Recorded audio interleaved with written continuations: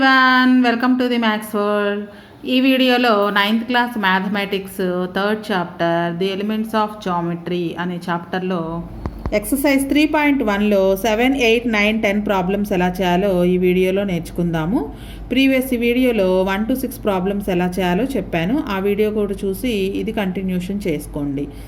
Next first 7th problem. Mark 2 points P and Q. Draw a line through P and Q. Now how many lines can draw parallel to PQ? Can you draw? So P Q అనే 2 points mark చేసి ఆ 2 points గుండా ఒక line draw చేసిన తర్వాత PQకి ప్యారలల్గా ఎన్ని lines draw చేయొచ్చు అని అడుగుతున్నారు. Mark 2 points P and Q. 2 points mark చేసిన తర్వాత డ్రా ఏ line through PQ. So PQ గుండా పాస్ అయ్యేటట్లుగా ఒక లైన్ డ్రా చేయాలి. ఈ PQకి ప్యారలల్గా ఎన్ని లైన్స్ డ్రా చేయొచ్చు అంటే PQకి ప్యారలల్గా మనం ఎన్ని లైన్స్ అయినా డ్రా చేయొచ్చు, పైన కానీ కింద కానీ. అలా PQకి ప్యారలల్గా మనం infinite number of lines draw చేయొచ్చు. So we can draw infinite number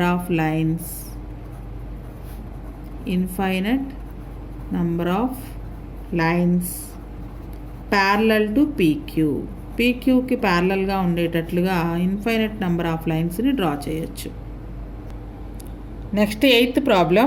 in the adjacent figure a line N falls on lines L and M such that the sum of the interior angles 1 and 2 is less than 180 degrees.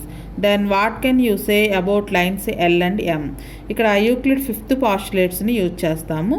ఇక్కడ L and M అనే 2 lines ఉన్నాయి. N అనే line ఆ LM line మీద intersect అయ్యేటట్లుగా N అనే line ఉంది. అయితే మనకి 1, 2 అనే ఇంటీరియర్ యాంగిల్స్ మొత్తం 4 ఫామ్ అవుతాయి. అందులో ఈ 1 + 2 యాడ్ చేస్తే some of interior angles 1, 2 is less than 180. ఈ రెండింటిని సమ్ చేస్తే 180 కంటే తక్కువ వస్తుందంట. ఇలా ఉన్నప్పుడు ఈ LM లైన్స్ గురించి ఏం చెప్పచ్చు అంటే, if produced LM and M lines infinitely both sides, LM intersect on right side of the N which is sum of interior angles less than 180 degrees. Some of interior angles 180 degrees కంటే తక్కువ ఎటువైపు అయితే ఉన్నదో అటువైపుగా ఆ LM and LM lines రెండు కూడా intersect అవుతాయి. సో మనం ఇక్కడ యూజ్ చేసేది Euclid 5th postulate. From Euclid's 5th postulate. Euclid 5th postulate very very important. ఇది మనకి నోటికి కూడా వచ్చి ఉండాలన్నమాట. 5th postulate. L and M are extended on both sides.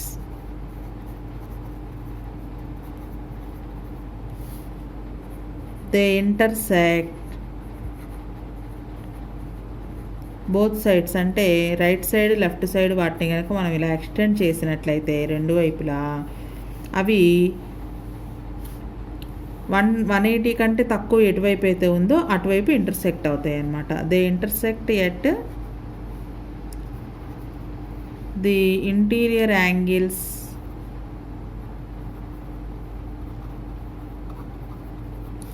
Is less than 180. 180 కంటే తక్కువ ఎటువైపు అయితే ఉందో అటువైపు ఆ L అండ్ M లైన్స్ అనేవి ఇంటర్సెక్ట్ అవుతాయి అన్నమాట. They intersect at the interior angles is less than 180 degrees. ఇవి L అండ్ M లైన్స్ గురించి. Next 9th problem. In the adjacent figure if angle 1 is equal to angle 3, angle 2 is equal to angle 4, angle 3 is equal to angle 4. Right the relation between 1 and 2 using Euclid's postulate. Euclid's postulate use చేసి 1కి 2కి మధ్య ఉన్న relation రాయాలి. First ఇచ్చినవి రాసుకుందాము. Given angle 1 is equal to angle 3, angle 2 is equal to angle 4, angle 3 is equal to angle 4. ఇవి మనకి లెక్కలో ఇచ్చినాయి. అయితే things which are equal to the same things are equal అనే యాక్సియం ప్రకారం things which are equal to same things are equal to one another అనే axiom ప్రకారం.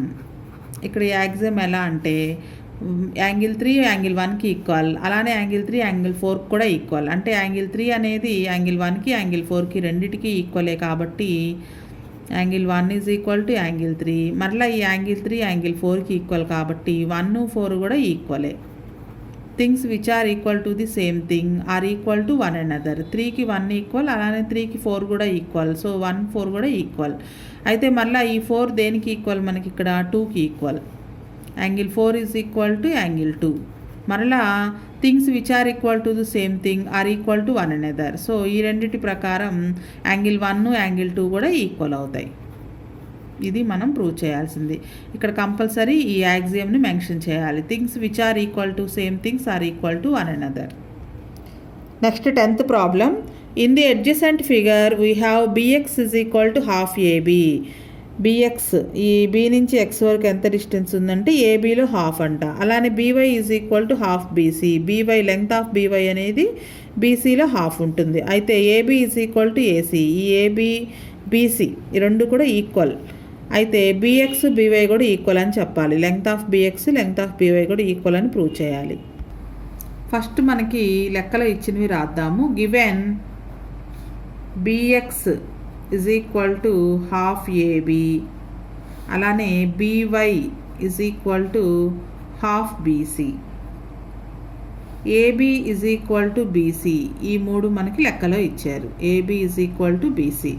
So AB BC రెండు ఈక్వలే కాబట్టి మనకి ఈ రెండిటికి కూడా యూక్లిడ్ యాక్సియం ప్రకారం things which are half of the same things are equal to one another అనే యాక్సియం ప్రకారం ఈ రెండింటిని హాఫ్ చేసినట్లయితే అంటే AB by 2 is equal to BC by 2. ఈ రెండు కూడా ఈక్వల్గానే ఉంటాయి. సో ఏబీ బై 2 దేనికి ఈక్వల్, మనకి హాఫ్ ఏబీ బిఎక్స్కి ఈక్వల్. అలానే బీసీ బై 2 అంటే హాఫ్ బీసీ బీవైకి equal. BX is equal to BY. మనం ప్రూవ్ చేయాల్సింది కూడా ఇదే అనమాట. ఇక్కడ మనం యూజ్ చేసిన యాక్సియం కూడా రాయాలి. Things which are halves of the same things are equal to one another. So ఈ ఎక్సర్సైజ్ అర్థం కావాలి అంటే ప్రీవియస్ వీడియోస్ అన్నీ చూసినట్లయితే ఇది ఈజీగా అర్థమవుతుంది. ఓన్లీ ఎక్సర్సైజ్లో ప్రాబ్లమ్సే చూసినట్లయితే అర్థం కాదు. ముందు చెప్పిన ఇంట్రడక్షను అవన్నీ ఆ ఎక్సర్సైజ్లో ఆ లెక్కల్లో ఉంటాయన్నమాట. సో ముందు చెప్పిన వీడియోస్ చూసినట్లయితే ఎక్సర్సైజ్లో లెక్కలు ఈజీగా అర్థమవుతాయి.